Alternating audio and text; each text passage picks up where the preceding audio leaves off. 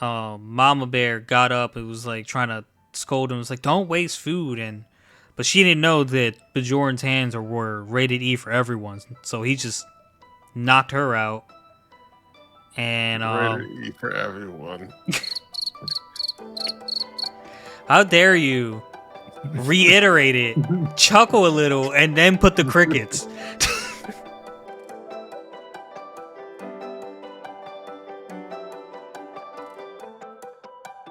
Ladies and gentlemen, welcome back to Irbal Sinergy Shop. I'm your host, Sinji. With me, as always, Irbal.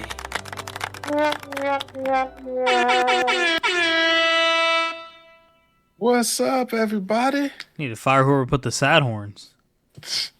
Nah, I had to spice it up a little bit. You spiced it up with some negative sounds. I did. Keep them on your toes. You know what I'm saying? I hear you, brother. I hear you. Yes, sirs. I don't think I have a flavor this week. I ain't gonna even try.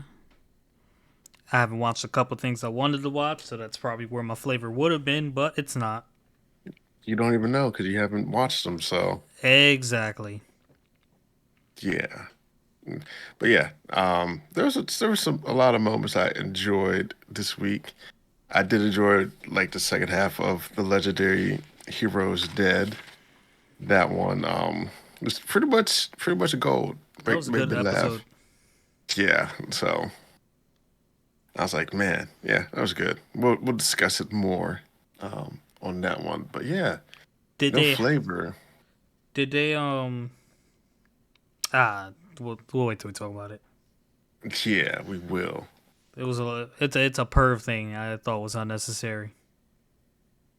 Yeah, some of the stuff they did was extraneous, Mm-hmm. wasn't needed. But yeah, And like I so said, I don't have one, so shall we get started? yeah, it looks like we got no choice but to get started. Okay.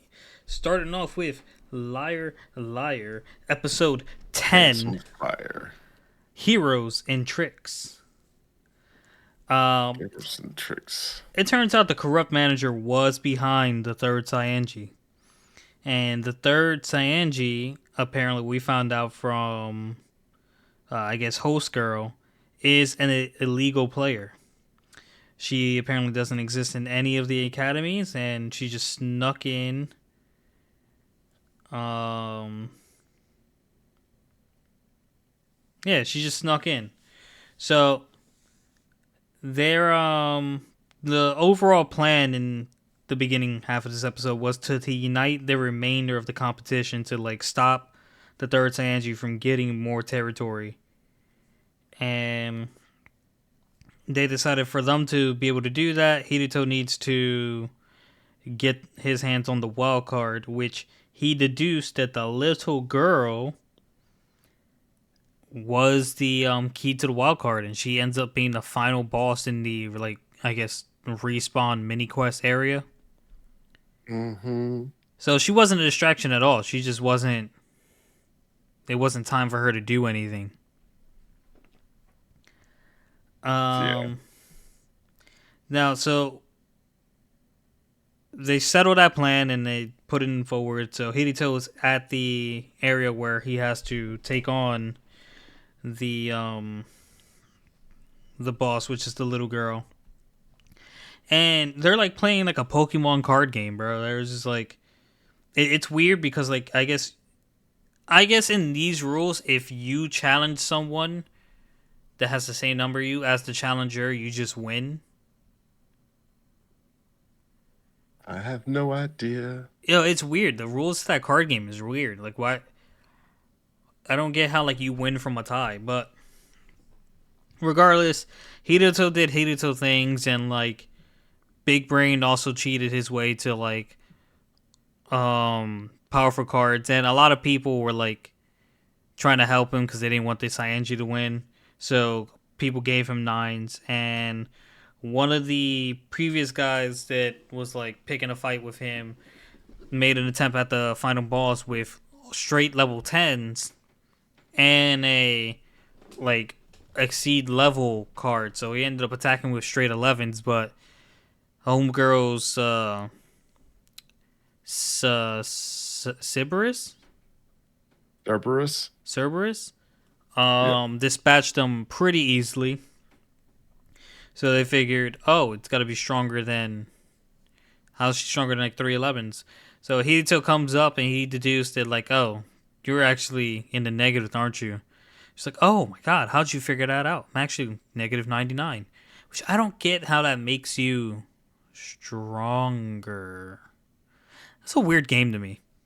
It was. I was like, what? I didn't get it. Yeah, that little girl's a sixth assassin or whatever. I'm like, oh man, that's weird.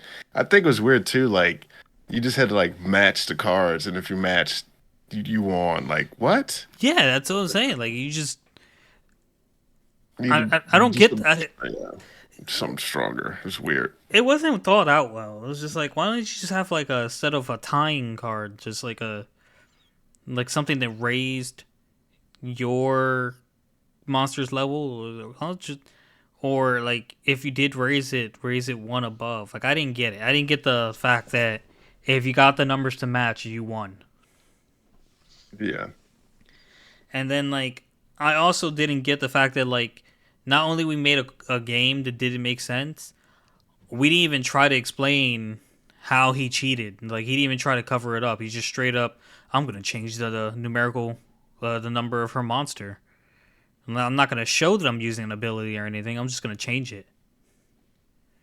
I was like, damn, I might even try to cover up the cheating in this, and he beat her. But yeah, he got out, and um, he was at this point he got help from a lot of people, and he beat the first guy. He traded the cards, and blah blah blah blah blah. And then when he finally got out, he got into the control room and he explained to everyone, I was like, hey, I'm back. It's me. I won the wild card. It's about to get interesting, but like, hold up.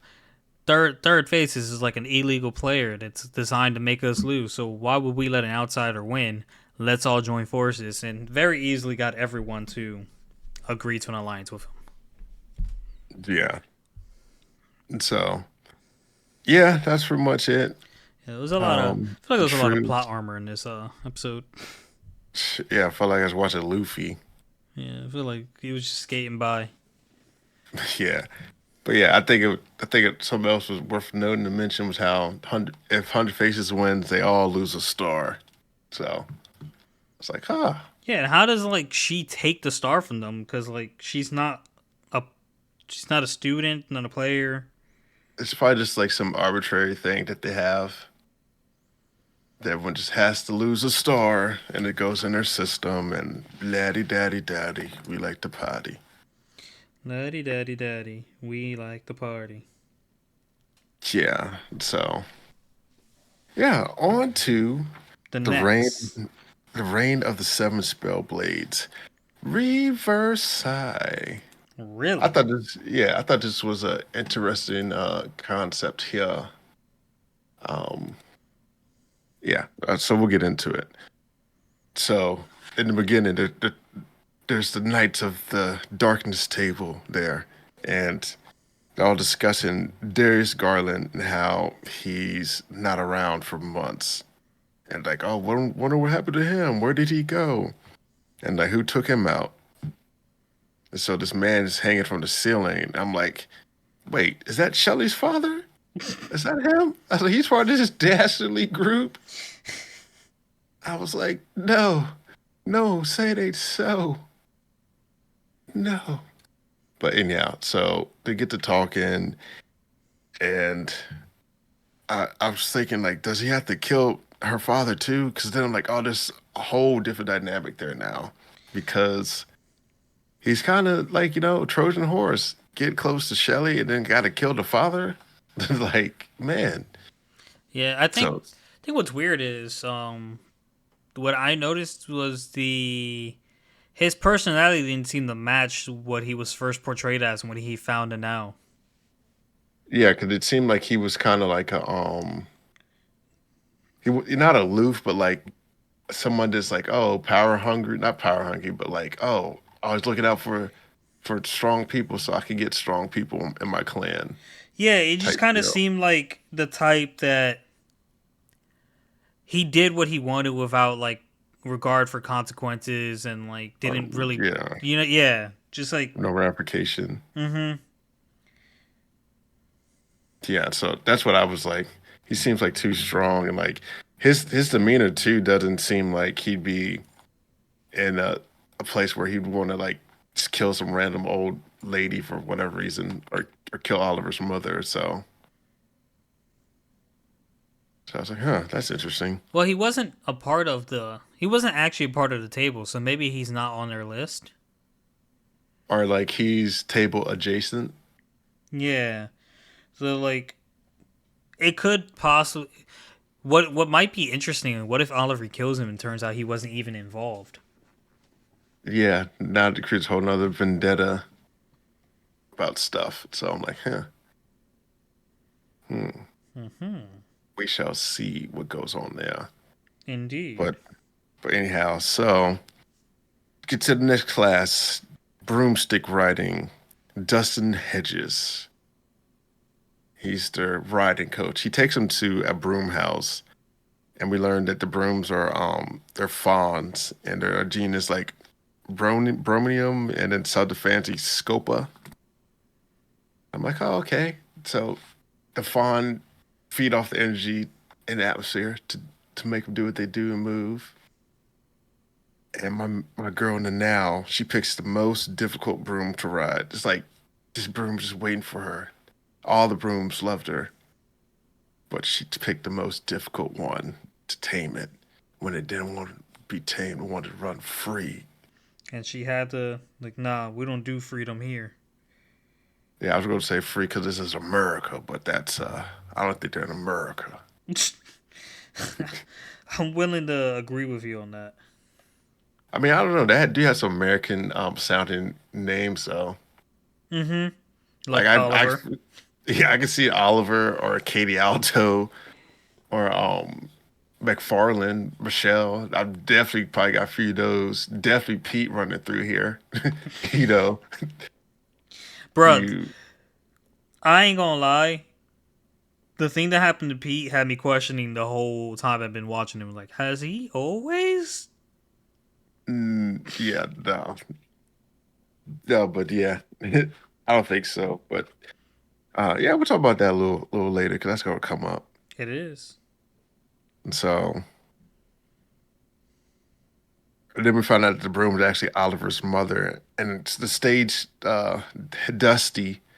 He was like, I've been trying to tame that broom for forever, la da da. And I'm like, huh.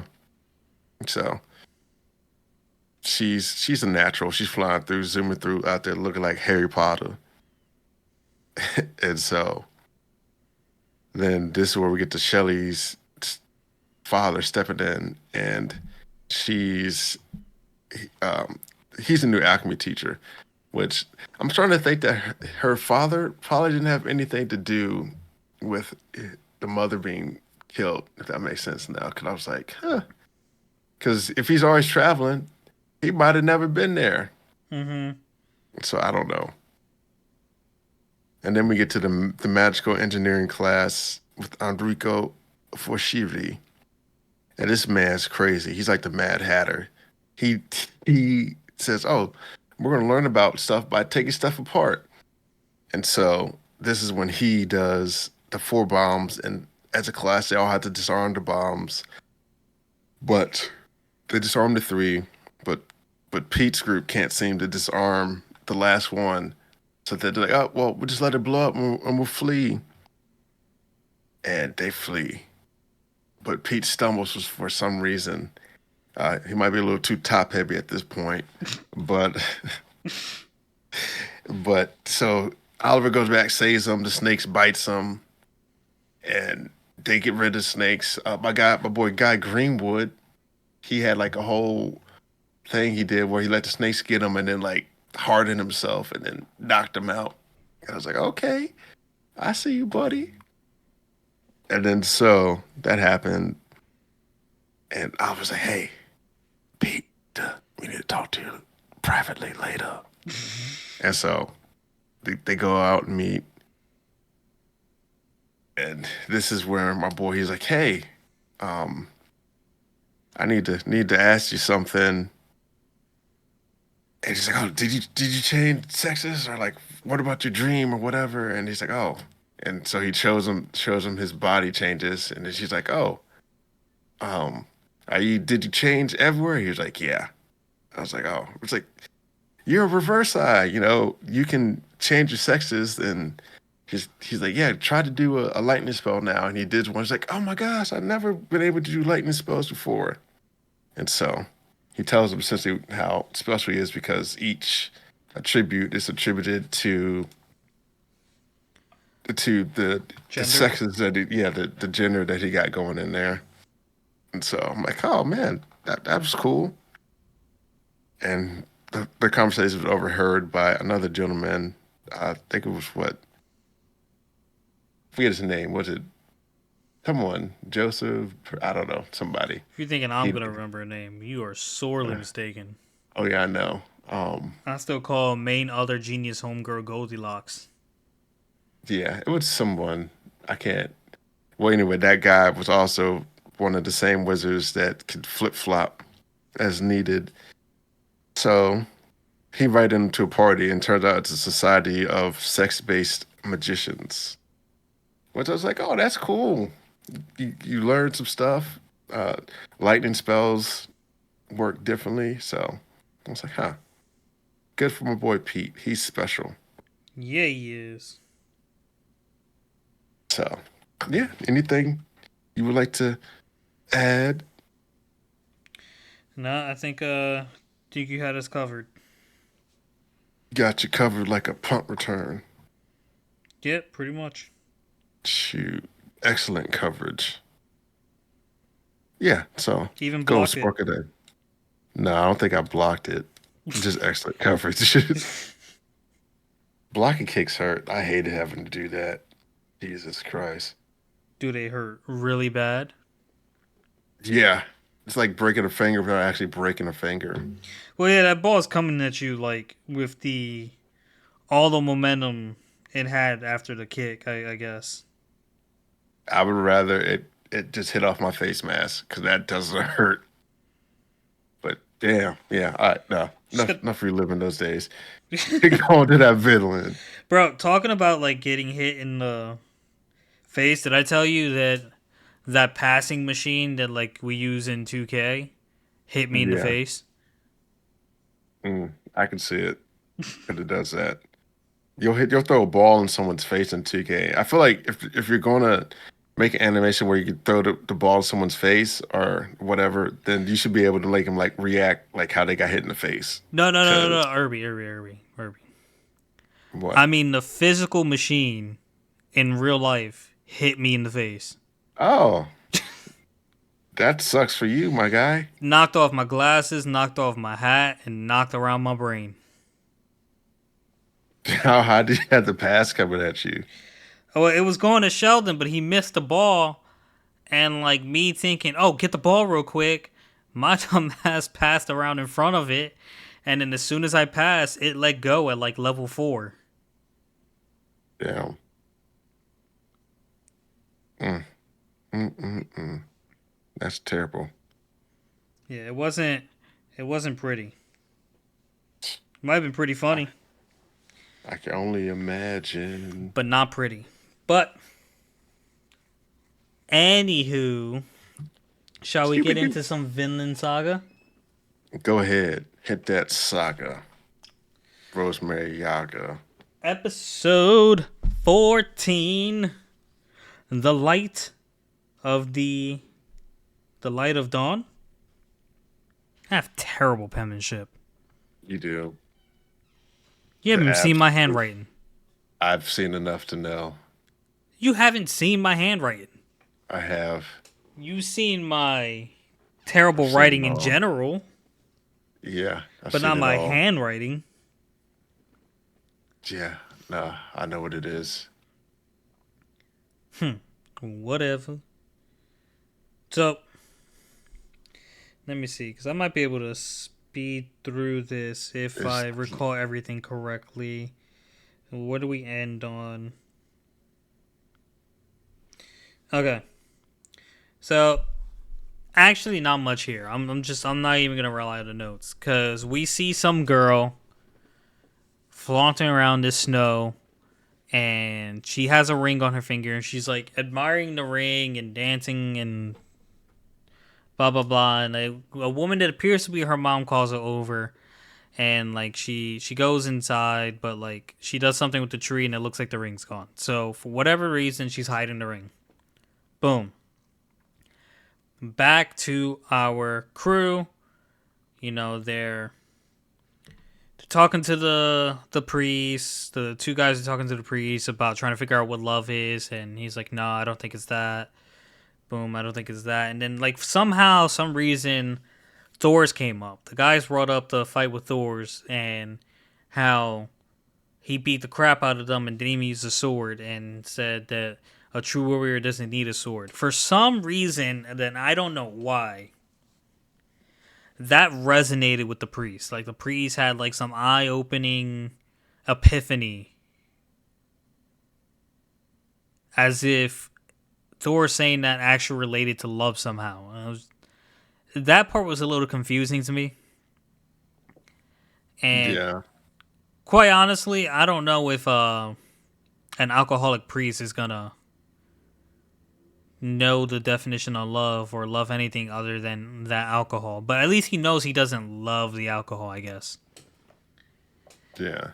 But he is addicted, so I don't know if he knows his own emotions. Oh well.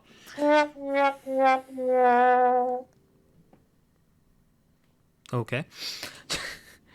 So they Terrible. they carry on, and you know they come across a village, and you go they do what Askeladd does. Ragnar is trying to talk him out of it. It's like, no, we need to turn around. It's like, my men will do whatever I say, and you forget us, Ragnar. Raiding villages is what we do. So we go back over to the girl, and now we see her family. She has like 3 or 4 siblings, dad, a grandparent, mom, and they're saying prayer and talking about Jesus and stuff like that, and how like if you're bad, Jesus won't let you in to his kingdom. And homegirl at the beginning of the show like excuses herself from the table. She says she has to use the bathroom. She goes to the tree and admits that she stole that ring, and that like her family, Jesus will probably love, but her probably wouldn't get into heaven.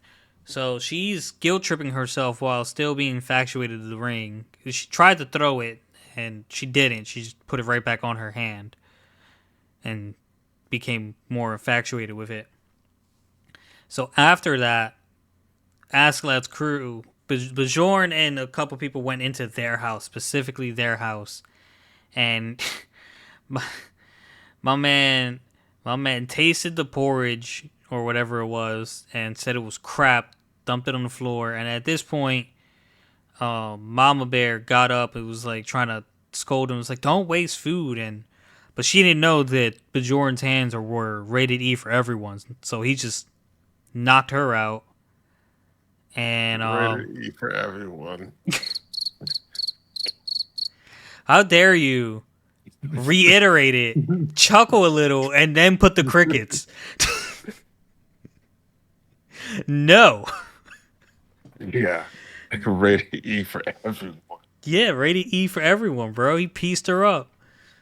Not gonna let you get that one off. Listen, I'm just saying, you can't chuckle and then put crickets. So two don't coincide. Then chuckle. I don't That's a think. chuckle. Or was that a ha, gotcha? That was a You ain't gonna speed talk your way out of this cricket. Um, but they threatened the people. It was like, hey, Bjorn tried to speak English as clear as possible. He's like, give me food or die. something like that. So the girl's still hiding. They rounded up all the villagers and took all the food, and I guess we'll call him the leader of the town, was begging for half the food. Just half the food and they can make it through the winter. It's like they have kids. And Askeladd, and I knew this was coming. It's like, don't worry, you won't have to worry about winters. And he gave the signal, kill them all. And it's like Ragnar was um protesting. It's like, what? They're not going to make it, and I don't have food to spare. The more humane thing to do would be kill them, and plus we save the risk of them spreading word of our arrival and alerting our enemies. Not to mention, a little earlier, the priest tried to warn them and got his shit rocked. And Askeladd told him, "Priest, I'll let this go since you're with Prince Canute. But if you try to interfere again, I'll kill you." I was like, okay, Askeladd. You be showing some signs of decency, but you're still a cold-hearted piece of shit. I appreciate that. Stay true to your character. Yep.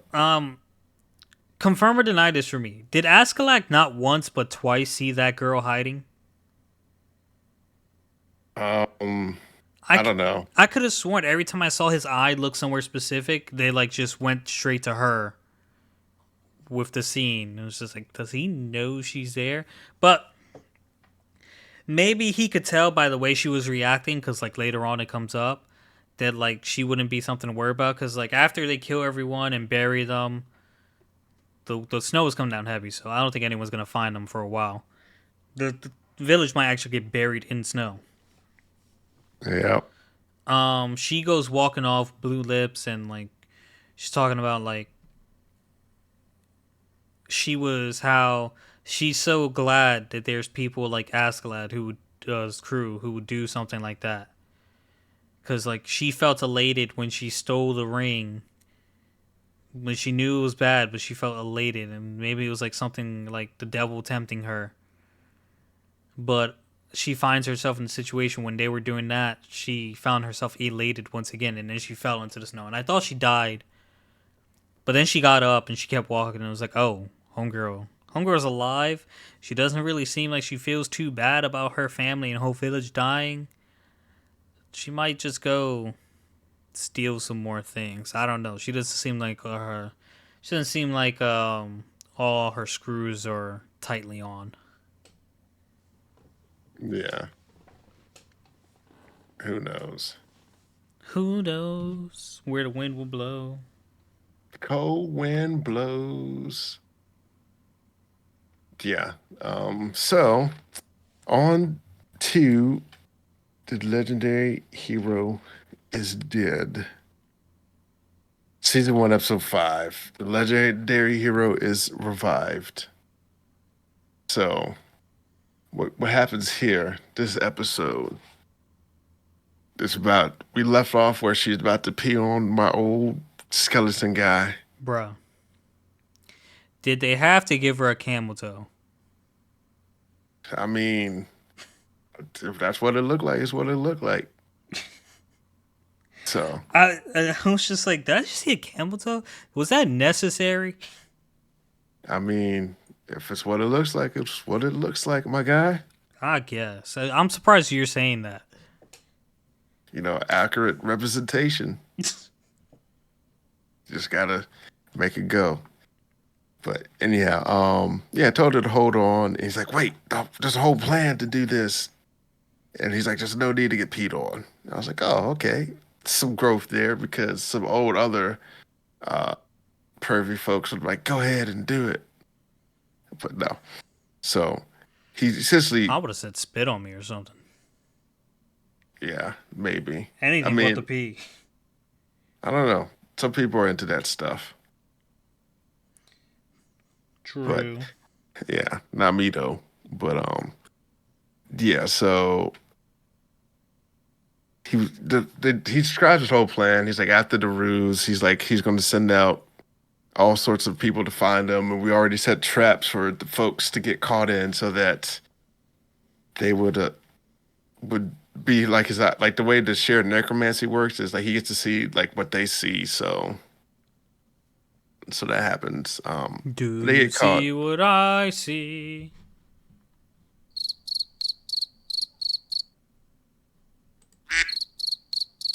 twice. So yeah. So then he's like, "Yeah, I'm gonna infiltrate them, and pose like a skeleton, try to kill him." And he's like, "So that happens." And he's like, "Oh, I knew you were going to do this. That is why I did not keep this crystal in the same place." So he moved it, and Toka eventually gets him to expose the crystal so that Yuna could, not Yuna, Princess Marguerite can shoot it with her bows and arrows. Because that was essentially the whole plan. He had a plan for a plan. I will say that although he doesn't appear to be very tactical, he always comes up with like plans and on top of plans and Oh, my thinking moves man's ahead. resourceful as hell. Yeah, he has moves ahead for days. So I was like, huh, yeah, look at him. And then so she shoots it, destroys the crystal. She comes down, and another devil shows up. And this devil makes short work of the crew. And my boy Toka, he like pushed Marguerite out the way after the devil will shoot like a beam and like sliced off the back of his head. He's finna die. Kind of, sort of, I guess, because he's already dead. He's just in the hero's body. So I guess once his soul was released, it would go back. But anyhow, he's like, oh, the princess carries him off, and he's like, I'm dying, and he's like, yeah, my last dying wish is to see you in some stockings. And then he like starts croaking, and she like cries over him and tells all of her feelings about everything. And my boy is revived. He returns to full power. And this this is when it started getting hilarious to me. He he comes back to life and says, "Oh, prepare for thigh demise." And crushes him with a makeshift thigh, like one swing. I'm like, dang. And then we also get introduced to two new necromancers. So, but we find out the princess also cried 10 years worth of tears over him. That's crazy. It is. And then once he was revived, he was like, "Hey, I want my last dying wish fulfilled because I died." And so she like drops her dress. She has all the stockings. I'm like, "Oh, look at her." So then we find out that this is another funny part right through here. We find out that they get a carriage and about to get off on the way, and this carriage powered by Mana, and the only one that could drive said carriage is going to be Henri. So that was funny. It was a setup. It was. And so they leave, and the princess doesn't see him off, but they're like, oh, she did give you these notes here.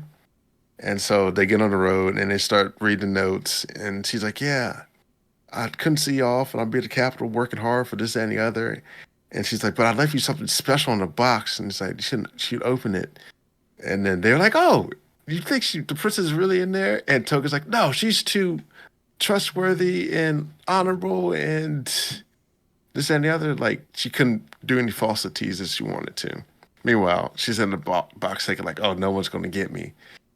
And then so the little note at the top was like 4 days later, they found her and she was on the edge of starvation. I was like, man, like, you would have just got out the box unless it was like nailed down. Because I Well, think I would have got out the box. my man guilted her into just staying in there and out of shame. Yeah. So I was like, man, that was funny. Isn't it kind And of crazy so she fell in love with a skeleton? she did. Maybe the person, the representation, to her, looks don't matter. Considering she So gets plumpy, she probably doesn't feel like looks on like a Shrek and Fiona thing. yeah, I don't think she cares too much as long as it's the person on the inside. Mm-hmm. And True so romance. it is. And so they find her, and then they start training. And Henri's like, "Oh, hey, look, dinner came to us." And it's like a pigeon with a note attached to his leg. And she's like, "Oh," the person's like, "No, you can't do that. That's a messenger pigeon," which I thought that was hilarious.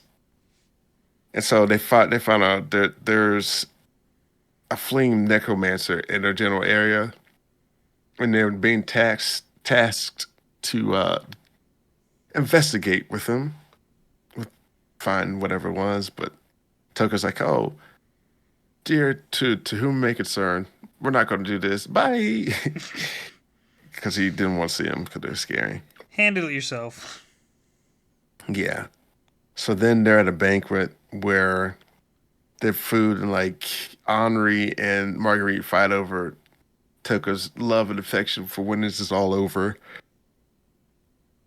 And then they go to the hot spring with Yuna, and Marguerite's like, "Oh, hey, what about Toka? I'm gonna marry Toka. What about your feelings for him?" She's like, "Feelings?" Ah! And she starts off angry, and she's changing. And my boy Yuna, not Yuna, my boy Toka is spying on Yuna. He's hiding up in the balcony, and she essentially like knocks him out. He's like, "You look for these?" And she rips up the stockings. It's like, "Oh man, all the heroes' parties wear stockings." Oh man, this is a weirdo. He is. She gets mad and flees, half naked.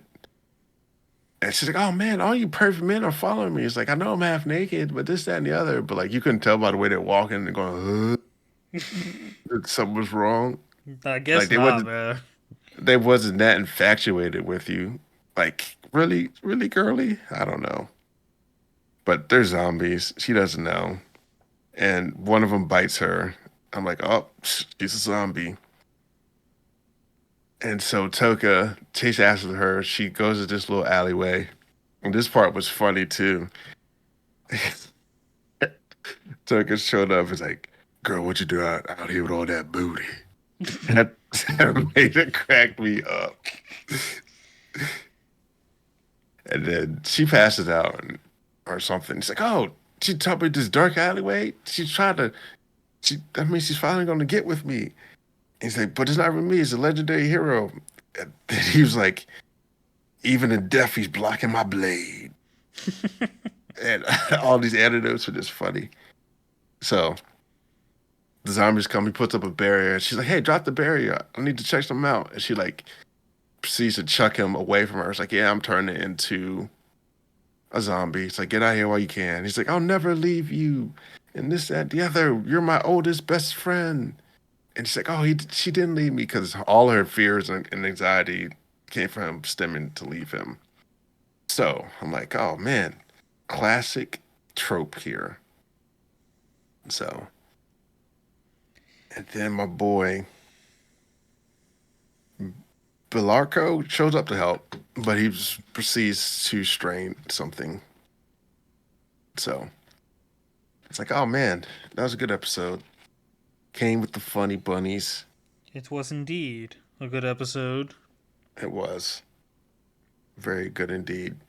And quick, did you wrap up? Because not much there.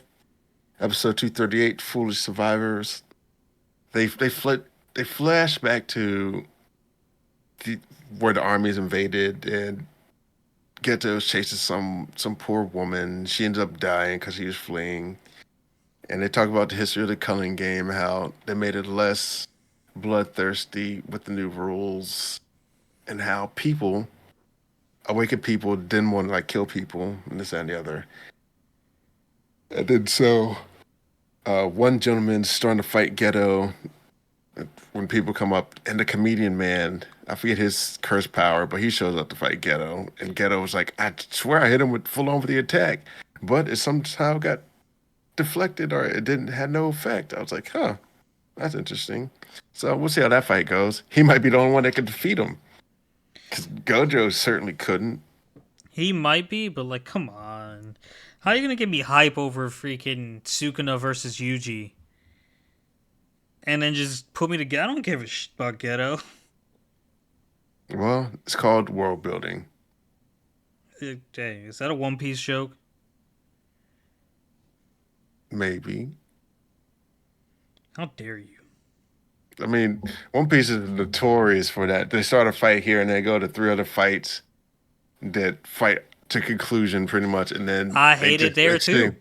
and they just exchange one punch. They're still back on the first punch on the first fight, and I'm like, come on. Bro, I thought about how it'd probably be a good idea, but too much work. I don't have the time to do it. To like take some of like the great fights and like edit all the pauses out of it. Which I'm sure people do, but like, do they do them from all the fights? You know what I mean? Not for all of them. There's some online where you can just watch the I think they call it like the pertinent cut or something, where it only shows like what you need to know, and the fights are condensed. And like, there's no like pushing of hockey for like 3 episodes before something bends. Hmm. Yep, forget what it's called, but yeah, I watched it. Did you enjoy it? Yeah, it was way better than the regular show. You I would would say just that. watch that. Yeah, because it's the truth. I ain't mad at you. You are. Just sad at you. You're probably like, oh, we should watch it all. And it's entirety. You don't get the full effect when you just do that. Nah, dog. To each their own. Hmm. Good advice, isn't it? Hmm. To each their own. If you can't, if 1,000 episodes seems like too much for you, it probably is. Way too much. They could have been found in One Piece about 300 episodes ago. Well, it was supposed to end, but like it got uber popular. Then end it. You don't just because something's popular doesn't mean you gotta keep beating a dead horse. Hey, listen. That's all. That sounds all fun and dandy, but just look at the Attack on Titan's creator. The fan base changed the ending in anime. Well, he I should have say, some more uh, fortitude and not changed it. that's what I was saying earlier. That's what I was saying earlier today. Actually, it was just like, yo, stick to your guns. I support Aaron. Not many Like, people would dude, agree with that, but I was okay with his decision. yeah, because you're a villain at heart. Hey, man, is it really a villain if you're fighting for the people you care about? But do you destroy the rest of society? Society wanted us destroyed. Yeah, there's a good reason for y'all to be destroyed. Nah, they were just minding their business. And then, Titans. I'm not too sure, my guy. No, no, no, no, no, no, no, no. So, the reason the wall broke was because of the Titans they sent from the other territory to invade. If had they not invaded, there would not have been any of what happened in the last season, I don't think. Interesting.